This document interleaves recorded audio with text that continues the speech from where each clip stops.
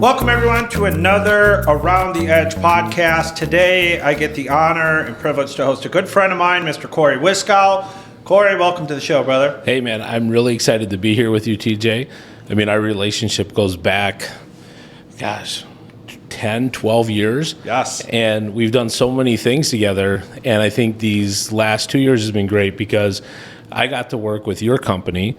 And, you know, because of the way that the way that I look at you and how you have done everything, that is all based around making sure that your clients have the best experience. Yep. And then just talking to you about business and everything else, it was a natural fit to bring you onto our board, to have you have that leadership there too, because I just really respect everything that you've put together, and it felt like it was a win-win relationship with us. Definitely has been. It's been a good experience for me too, to learn about different things. But let's talk about a few things, right? One of the things I want to get into today, right? We do what's called an Around the Edge podcast, right? So for me, we want to be able to highlight other businesses, other things to where, I've had the pleasure of working with you as a client. Your wife now even works here, which is great. She does an awesome job. So shout out to Christina. She's just absolutely crushing it. Something that I'd say nobody really wakes up to say, I think I want to be in the mortgage industry. Doesn't normally happen that way. You get into it some way or somehow, but she's been doing really, really well. Well, I should probably throw in there, Happy Valentine's Day, sweetie. Yes, we appreciate all the hard work. That is true. This won't air on Valentine's Day, but so you know, we were here working, thinking about you. Yes. But I want to get into your past a little bit and talk about your journey professionally, right? Because the one part I would say that always drew me while you and I were friends, one, we have a lot of the same interests, which is we like to have fun together. We do. But two, we always have a desire to not only help people, but to make sure we're helping ourselves first to where we know how to help others better, right? So if you don't mind, tell me a little bit. I know some of your background, but I want our guests that are listening to learn a little bit about you, right?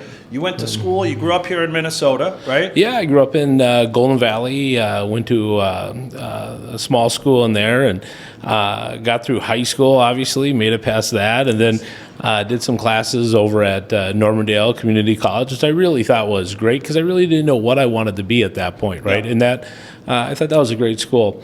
And then as I started to get a little bit more focused, I moved out to Las Vegas, and I attended UNLV. Yeah, normally it's the opposite. You tend to get less focused when you go out to Las Vegas. But no, I like this part. It was a great time. I just met a ton of really great people that were motivated like I was. And I knew that was just going to be a short stint because at that time, I had already kind of mapped out, or at least where I wanted to go, right? And that was to finish undergrad and then get back here to Minneapolis, get into St. Thomas, get my MBA there, which my brother also got.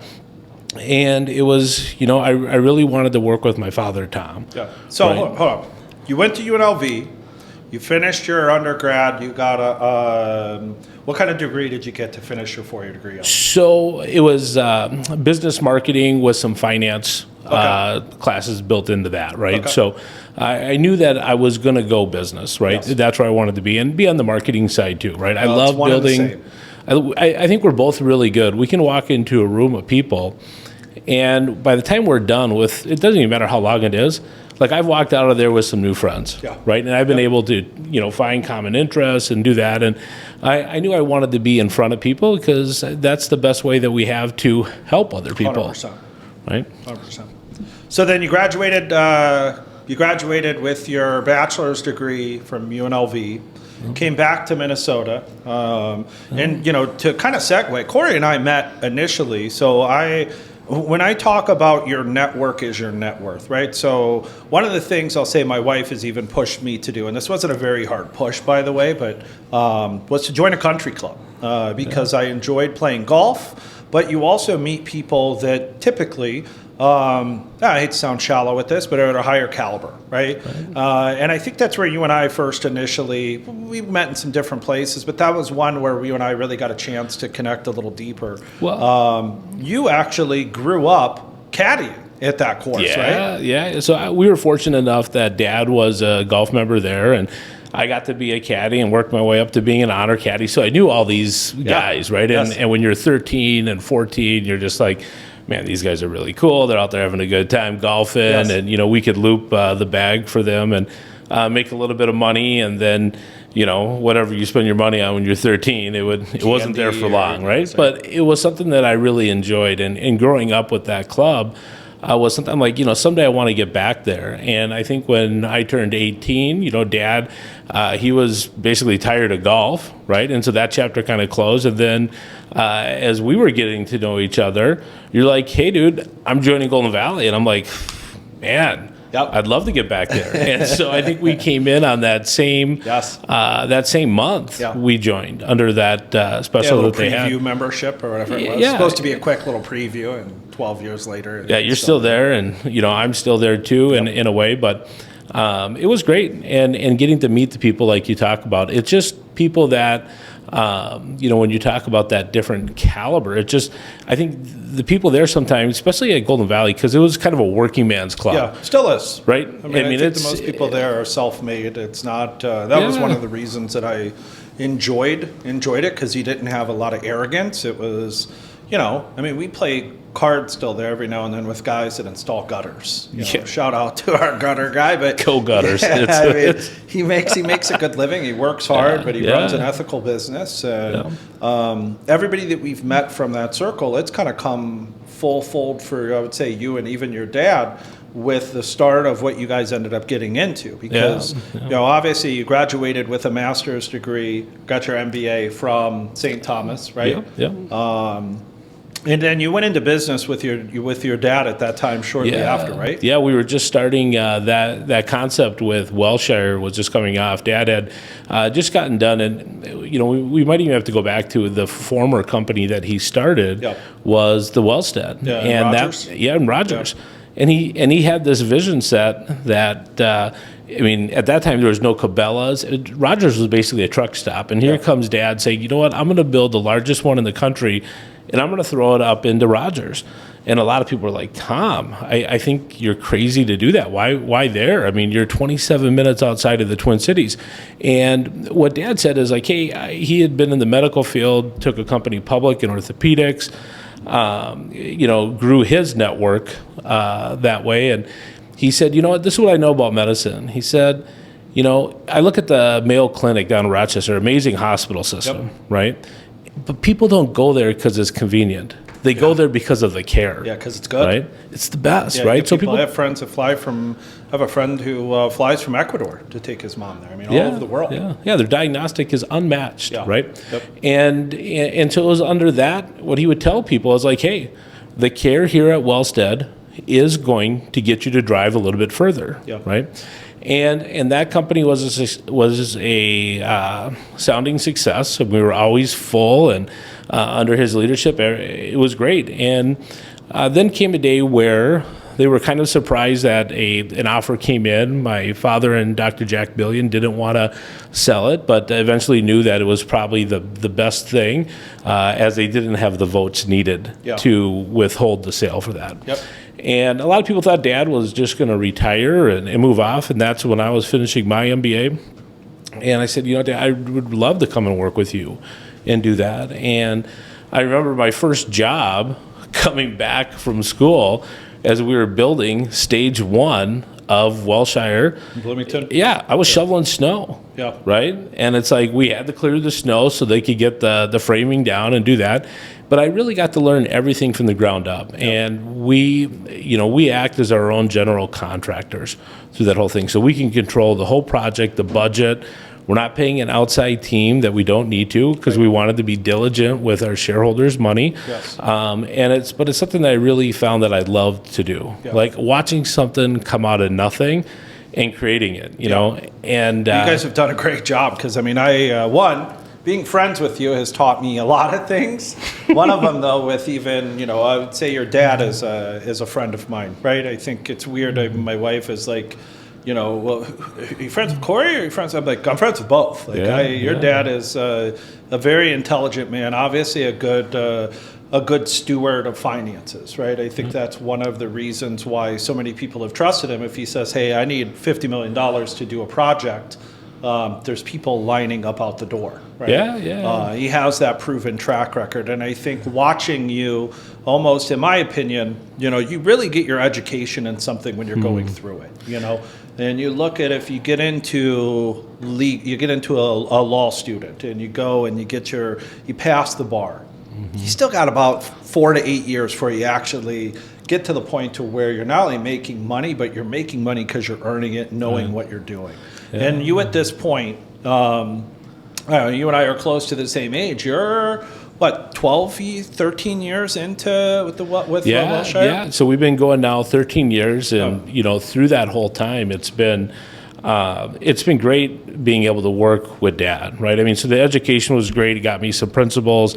It got us some ideas. But until you get your feet into it and you start doing it, that's when the real learning begins. That's when you actually learn. Yeah, and when you face obstacles, right? I mean, that is learning. I mean, you are now learning, and you have a test on the fly, and you have to get it done, right? Because if you fail, it's going to probably cost you money, right, and time. Yes. And both of those are really important in business, right? But we were able to open up Bloomington, and what did we do? We just went back to doing, and I say we, but we just went back to that philosophy that Tom created that said, hey, you have to have outstanding nurses, right? You have to have RNs around the clock at the facility, right? So many we'll get into that a little bit later, but that was something that was a non-negotiable, right? And then we look at the activities. I mean, the activities are so important when you're dealing with somebody that has dementia. And I should say, the reason that Tom went into this or even started to look at this, right, is because of the experience that he had with both of his parents, right? And it first started with my grandpa Les, and we would see that as we would come and visit them in Appleton, and we would just see this decline, right? He didn't want to engage in the cribbage anymore, or didn't want to play bingo with us. He just liked to sit there in his chair, and I thought, oh, Grandpa's just probably tired. But what was happening was he was starting to show the signs of Alzheimer's and dementia, right? And I think initially he was diagnosed as Alzheimer's, turned out to be a vascular dementia that we found out upon his death. And Grandma, she would kill herself trying to care for him, right? I mean, she was literally... she started to get anxious because Les would get up at night and all this stuff. And finally, my dad said, you know what, Mom, we got to put him someplace. And the first couple places that we went to and we brought him to, it didn't work, right? And what about him? I mean, just to be specific, because I've had I don't even say the privilege. I've gotten the education as I've went through this journey with you guys. When we say something didn't work in that care aspect, what wasn't working? Just the care that he was receiving, the engagement that he received, and then also when the care became challenging, as it does with dementia care, right? It's progressively getting worse month after month, and finally, when they need to become a 2-person transfer, the place would say, hey, I'm sorry, we're not able to do that. Or if there's minor behaviors, it's not fitting in our deal. And that's why we had to move Grandpa those times, right? And Dad kind of going through that experience, and even with his background in orthopedics and working with hospitals and that, he said, you know what, there's got to be a better way. And then he just dived in head first and went around the country and looked at different communities. What do some places do that are great, and this and that. And that's how we came up with that philosophy that started Wellstead. And we always say Grandma was our first resident. She was actually the second resident by about 20 minutes, because through this whole thing, it turned out that she also was, as she was caring for Grandpa, she also had the disease, and that didn't present itself to about 8 months before our initial build out in Rogers. So now both of his parents went through that, right? And we understood. And, the great thing with what happened to my grandfather, my grandmother, Dolores, was able to get care with pride and dignity at Wellstead. Right. And it's all because of my father being able to see the need in this and know that, there is a business play there, but the first thing we're going to do is take care of that resident. Sure. And take care of it through staffing and engagement. And that's what it was all founded upon, right? And so I think today when we take a look at what Wilshire does, it's doing those same things. Yeah. Right? I've seen that firsthand. I mean, to me, having My mom actually used to work in that field and working in nursing homes, and I have an uncle that's there. And everyone that I've went into, I feel like you're going there to be warehoused to die. And it may sound very harsh to say that, but the reality is the majority of the facilities feel that way. Yeah. When I walk into the Welshire, and this sounds kind of wild, I'm 43 years old, I almost would like to go there, because if you watch how the entertainment, the activities, I've eaten there before, the food, the friendliness of the staff. You talk about what is the differentiator, right? Yeah. You talk about having great nurses. You talk about providing activities.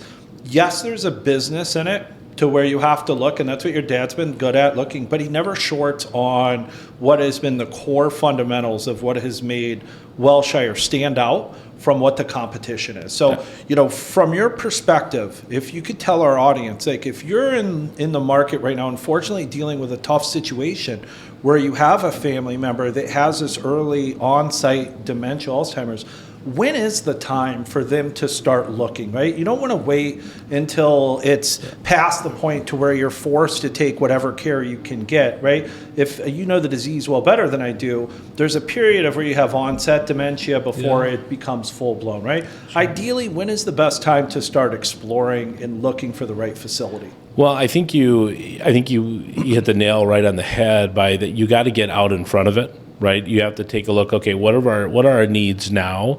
What are the needs going to be in the future? Right, because we know that the care is going to get heavier and heavier. Right. Also, there's a component to it that it's very expensive too. Right, and so you have to be really careful that as soon as you get that diagnosis, I'm not saying you have to move in the Welshire, right? But you have to start doing the work, looking at different places. And I think a lot of times people think, and the way that they start their search for this, is they will find out who is the closest place to where they live, or what's the most convenient place to us. And they would go there and take a look at it. And typically, they're all basically kind of laid out the same. They will have a large segment of assisted living, and then they'll do some maybe some independent living first, right? And then it will kind of go down until you start developing more memory signs, if that is the path that they're on. And then they would go into a small, 12 to 15 bed area where everyone from stage 1 of the disease all the way through the later parts of the disease are all housed in that one unit, right? And that, to us, that was that problem, right? There's a big separation and a quality of life from someone that is in early stage, that stage 1, where you could walk through, and I walk through today and I talk to residents and I see what they're doing. It's like you can have conversations with them. Have no idea. Yeah. And I tell families as they come out and they tour, I'm like, in this area, you're going to see people that are just really pleasantly confused. Yeah. And you might think that they're visiting someone because they might look younger. Yes. I mean, we've had people as young as 62 at our community with this disease, right? It's insidious, but you need to separate by the level of cognition, right, and the stage of the disease, because what you can do in that early stage is so different than what you can't do in that later stage. Right. We talk about activities of daily living, right? Yes. ADLs in the market. And what that early person requires could be very minimal to that. But as you get into that late stage, every activity of daily living is done by our team, right? Whether it's feeding, dressing, getting around, escorting, and getting him in front of all these different things. And so naturally, you're in two different spots. Well, you have to have two different ways of connecting with those residents, right? And so in that early stage, we have these big open spaces. I mean, it's unreal. And again, all that we do is dementia Alzheimer's care, and so when you come into what we've established, your resident, or your loved one is going to fit into our community in the right stage for them, where they can still have the best chance of living a life with purpose and excitement and joy, and because they're still building relationships in that early stage. Right. On the last stage, we're just there to provide comfort, making sure that there's no pain, anything like that, but using maybe our music therapist or hand massages or different techniques to let them know that they're still valued and appreciated. And cared for, right? 100%. You're not just, to me, that was the biggest difference is, it's not warehousing. Yeah. And you get a little bit of a different terminology from me because, as you know, I sell mortgages for a living, right? So A little bit different. But the reality is it still comes down to when you exceed what you do, people will come a little farther. They will drive to where right now the Medina facility that you guys built is the nicest I think I've ever seen when I walk into a facility. Yeah. When you meet your head of nursing, when you meet your head of activities, all of the people that you've handpicked, including yourself, because you're there full time, right? Yeah, Your team members there are like family, right? Yep. I've got a chance to obviously meet and network with a lot of them, and it's all the same thing. You can just tell the quality of individuals to where when you sell a company, and I will say this is what I've seen is they're popping up everywhere, right? Yeah, and that's what you said. Now you do a Google search and you're going to see, okay, hey, there's one right down the road. And you go there and it's a lot of these massive corporations that are doing it, that are finding ways to how do we increase revenue? And I will tell you the one thing I've learned by serving on the board with you guys, and really, because Tom is, as we said at the beginning, is a very good steward of finances. There has never been one time that Tom said, we need to cut the level of care that we're giving. We need to shorten our resources on this. It's always been things that are, I'll say, outside of the box, but manageable to where it doesn't take away from the core fundamentals of what has brought you guys business, right? I think there's a lot to unpack in that. I mean, that statement that you just gave, and there's so many good things. I think the one thing that I want to touch on is that care has always been first and foremost. I really look at what Wellshire does is there's two companies within one. One is a company that provides an amazing place to work for, I don't care if you're in dietary, housekeeping, nursing, activities, right? We had to make that job as attractive as it can be, right? And basically means, hey, we're going to take care of the people in a way that is unmatched out there. Yeah. And we're going to invest more dollars that typically our competitors would just kick right to the bottom line because they're like, having 3 or 4 people on the activity team is probably enough. And for us at our Bloomington location, I got 20 people on my activity team. Wow. Right? I mean, it's mind-boggling, but we believe in that investment. Right. And, because of care being the first and foremost, right? We want all of our residents to live with pride and dignity. There's no exceptions to that. And I think you have to look at Elizabeth Johnson, who's our Vice President of Healthcare, who also serves on the board with us. Yep. She started with my father, Tom, as a CNA in 16, when she was 16 years old, right? Oh, I thought you meant to that. I've got a chance to meet and talk with her. I didn't realize it's been that long. Yeah, she started her career when she was 16. Wow. Right? When the Wellstead of Rogers opened up. Okay. She was a CNA. She was young. She's having fun doing that. But she had a passion for caring for people with this.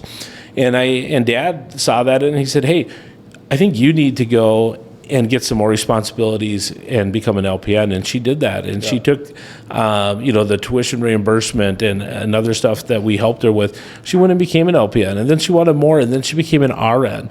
And then when that facility was sold, that first one in Rogers, and again, everyone thought that Tom would just retire. They didn't understand what motivated him.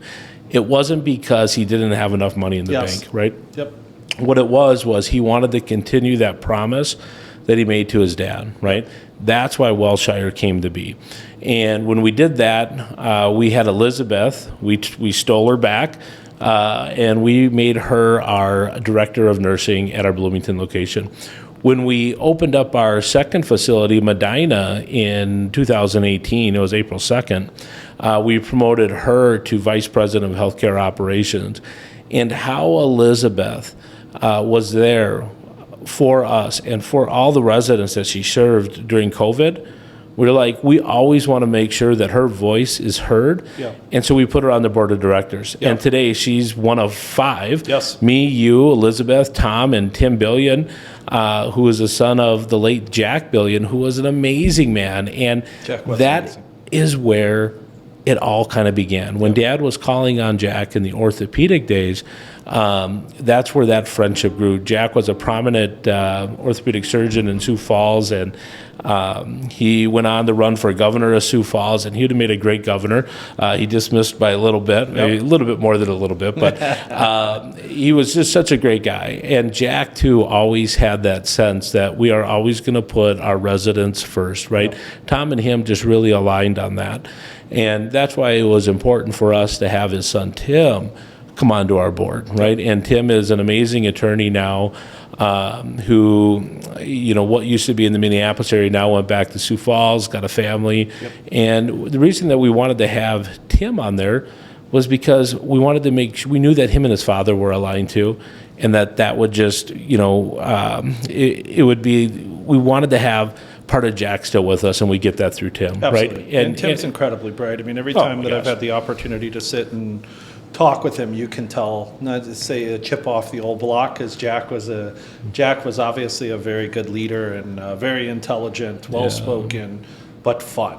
Yeah. Right? I mean, that was the part to where, like, even now, when I will walk into the facility and see if Tom's there, Tom's still normally smiling and having fun. He'll bring his dogs in and he's interacting with people. Yeah. And there's a business side to Tom, but the majority of it is he's really a caring person. Absolutely. And when you look at what is the core fundamentals of when you're looking to choose where it is that you're going to send your loved one, it should matter where you're sending them. It's not just, let's look at a company that has a place close by.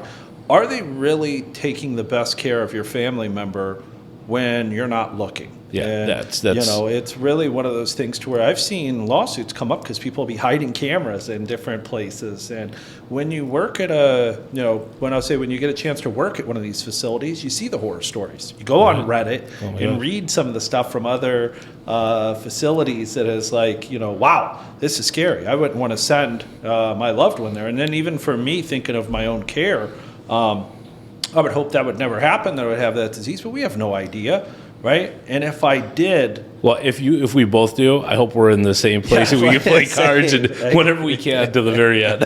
I'll forget. I think I forgot how much money I owed you on that hand. Sorry, but I still think him and I both have some early onset. But the point of what I was trying to make is that it does matter. So what I would say for those that are watching or paying attention here, if you have a family member that's coming on with the early signs of this disease, it's hard, right? It's hard as a family member. It's hard for them too. And we want to make sure that we've created an establishment where your family member's still living. They're still enjoying life. Yeah. Reach out to Cory and the team at Wilshire and get a tour before you're like down to the last minute and needing to place it, right? I mean, this disease sometimes can go very quick, but the majority of times it comes from, like you said, like happy confusion to, full onset, stage 3, not really clear. Yeah. So, so a couple things. This last thing I was going to say about Tim, one thing I want to do with Tim is have a foot race with him. I wouldn't want to compete in Jeopardy against him, but I sure would love to play him gin, right? That's a game that we love to do. But and our fathers loved it. Yes. I mean, I grew up watching him play cards with Jack and all that. And there's a lot of great things that can happen around that. And even today, that's why we have some of that same stuff at Wilshire. Cards in that early stage where people can get together, or those big open areas where maybe there's some slot machines there, and it's all for fun. But they enjoy that, right? And still, they can still have that relationship.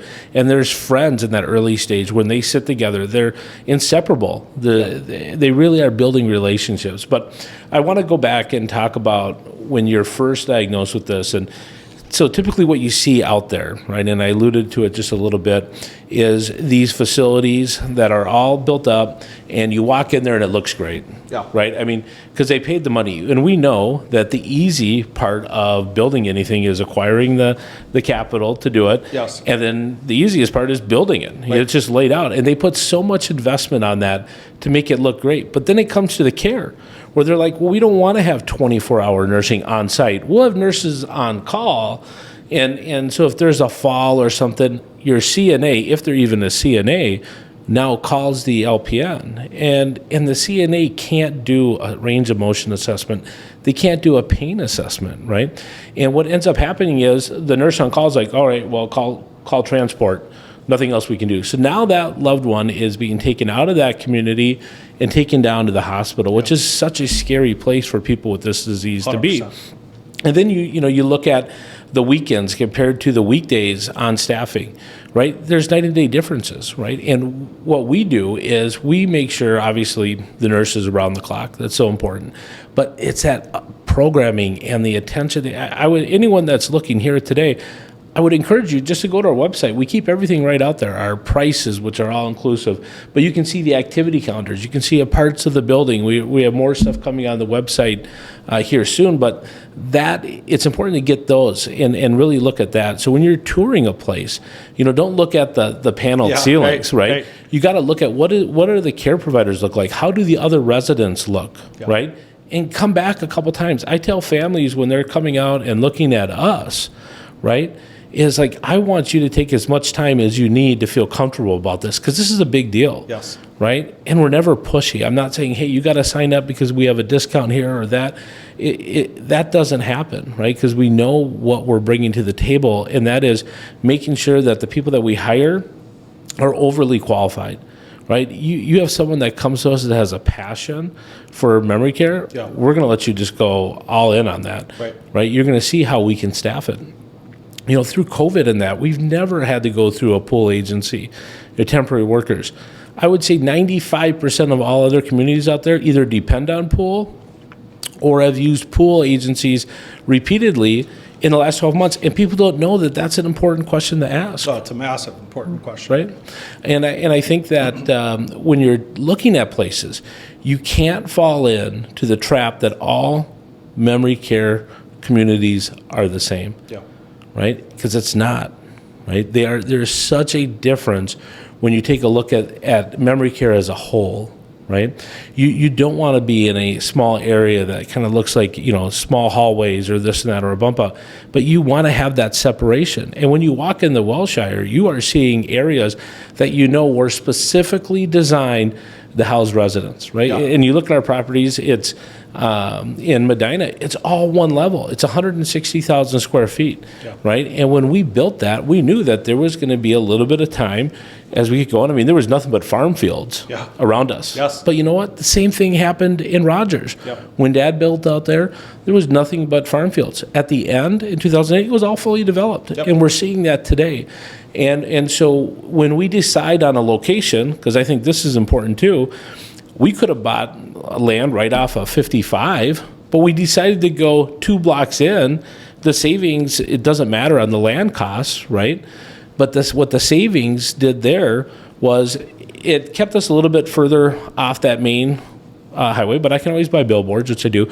But the experience that it gives the resident when they're outside in these courtyards and they're experiencing the fall days or the summer days, and I mean, all of our households have big, beautiful courtyards where people can go outside and see it. I mean, it is truly special. And once you get there and you see why we did that, knowing that maybe we'd have to invest a little bit more money in marketing and things like that to let people know, hey, this is where we are, it's so worth that. Yep. Because that experience for the family member when they visit their loved one and they're sitting out there in our redwood swings or watching the kids play mini golf or whatever it is, it's peaceful and it's quiet. Yep. Right? That's what we want. You don't live next to a highway.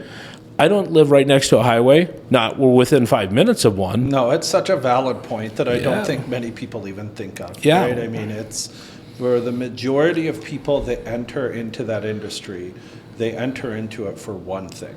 Yeah. And I think it's compelling when you look at why Tom got back into it. It wasn't for money.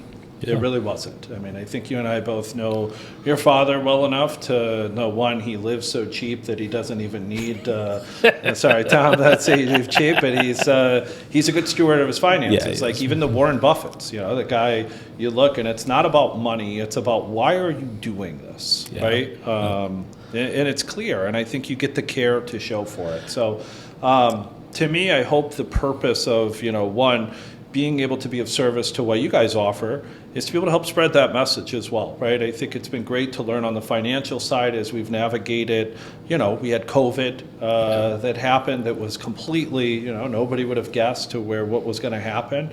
But we're to the point right now with Medina that, it's perfect, right? It is. I mean, if you know someone that is in need of that kind of care and you're not looking at Wilshire, you really are doing them a disservice. It's funny, we look at Bloomington. Bloomington's been there now 10 years. I'm typically always full in Bloomington, right? We don't have a space. And it's great to walk through Bloomington too, just because you can see what it looks like in that space that is all designed for each level, right? And then now you look at what we did in Medina, right? It's the same thing, right? Just a little bit newer, a little bit nicer. Yes. But at the end of the day, that investment in the care and everything else, I mean, I'm really looking forward to 2025 because I think we're going to have a great year.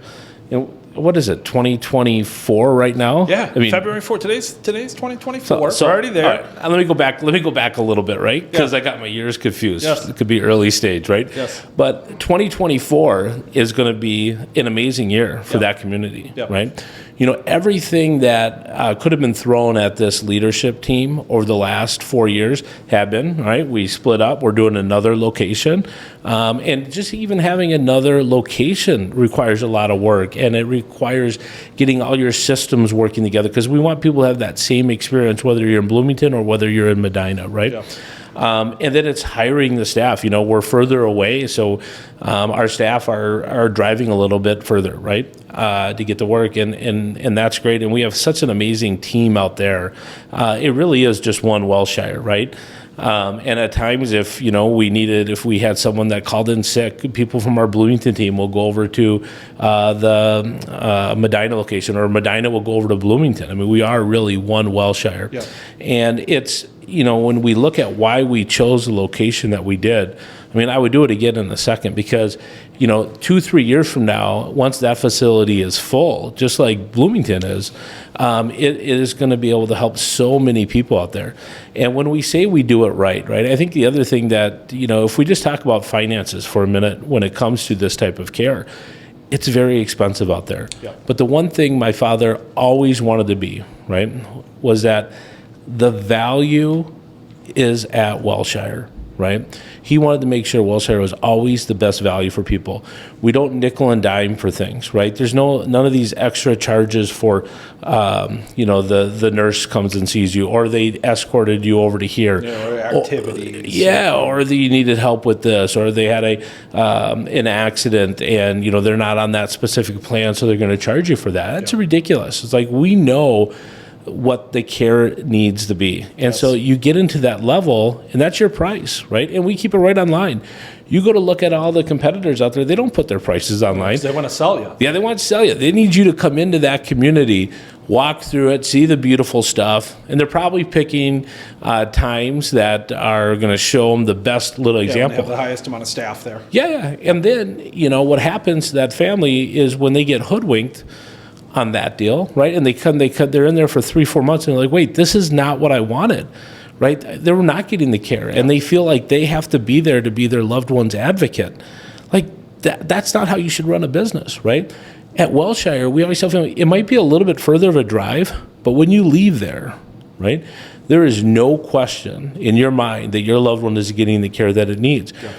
And the other surprising point is about 85% of our admissions are coming from other memory care facilities, right? And if you are at a community right now and you are feeling like, okay, there isn't 24-hour nursing, management turnover is like a turnstile, they're having to rely on outside pool agencies. They got two people in activities that are doing everything they possibly can. It's not enough, but they're passionate because they have people there that are great people, but it's like the corporations have to step in and say, hey, you know what? We need to invest more money into this because the quality of care that we're giving the people, it isn't allowing them to live with pride and dignity. And if you can't let someone live with pride and dignity in your building and you're doing memory care, there's a problem, right? There's a big problem. Yeah.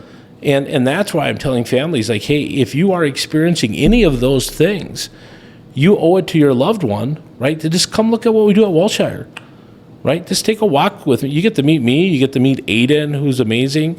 Aiden does our community relations. But what you're really going to see, and the building's beautiful, don't get me wrong, but what I really want people to look at is what are they seeing with the care? Yeah. What are they seeing with the activities? How do the residents look? Are they clean?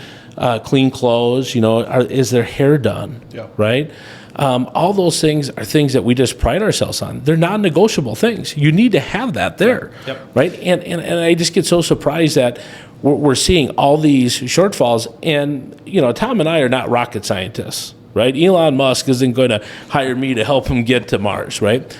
But I do know something that makes sense is that you got to care for the people. Yeah. And the only way to give do good that, service. you have to invest in it. 100%. Right? And that goes back to what you guys do. Yeah. I mean, Yeah, look at what Edge has done. Yeah. Same principle. It's the same thing. I mean, we all, the biggest differentiator that you've really covered is the human element, right? It's The all human about people. element of it should matter. If you're housing a loved one in a corporation that you don't know who's running it and making the decisions. Let me stop you right there, because that's such an interesting point. Making the decisions. When you look at so many of these places, there might be the administrative team that's there now. They come in there with wanting to make a difference, right? They chose that career not to get rich. They chose it because they had a passion and they wanted to make sure other people could live their life with this disease in a way that is great and beautiful and this and that. But they just continually get turned down by corporate. Of course. Right? Which might be in a different state, probably is. Yeah. Might be a and they're different like, country. we want to invest more in activities, or we want to bring this person on, and we can't afford it. Yeah. We need to pay more money to get better nurses. Yeah, we can't. Sorry, we can't do that. And that's where people meet these roadblocks. With us, I mean, our nursing team is 100%. When we take a look at how we staff our team, it's like they're getting paid the best. Yep. But to them, it's not even about the money. Yeah. Money is good. Yeah, the work they're is just happy hard. to work at a place where they're actually proud of the job they're doing. Absolutely. You have to provide that to them. And that kind of when it goes back to, that's part of my obligation as being an employer to them. They have passion, just like school teachers, stuff like that.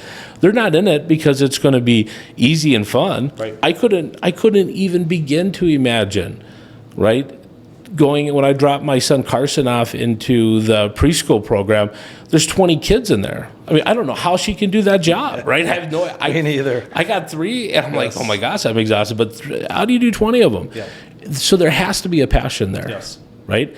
And that passion to help people is all that you need, right? So even if you have someone that is in nursing that watches this, or wanting to look at becoming a CNA and stuff like that, we'd love to have those people come if you have that passion. Yeah. Right? That's what's important to us, right? I love it. So anyways, No, it's all good points. And, one, thank you. Thank you for being on the show today. Yeah. Really appreciate your friendship. I get to learn a lot from you. I'm thankful to serve. Thankful to serve in a company, because to me it's more, I think it comes down to, say, the same for your dad, the same for you, the same for me.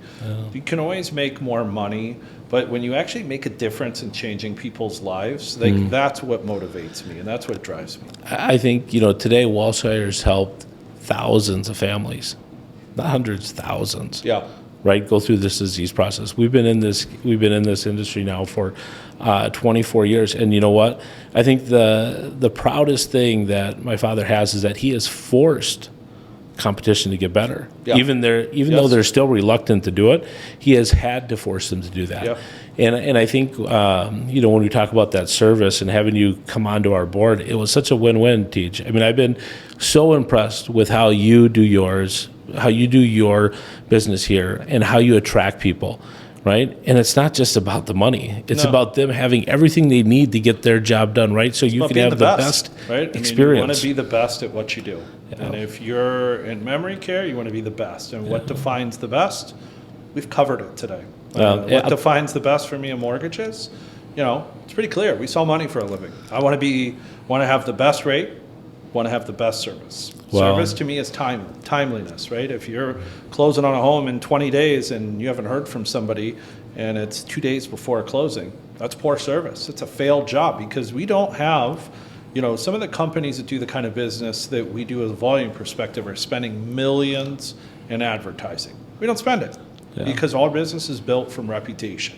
Right? Every successful customer should yield 2 more customers. Yeah, absolutely. And that has been our our marketing plan since day one. So thank you again. Appreciate everybody tuning in. Around the Edge, those, as I mentioned, if you have a loved one or you know someone, even if you want to just chat with Cory, maybe you're looking to get into the industry, reach out to my guy, Cory.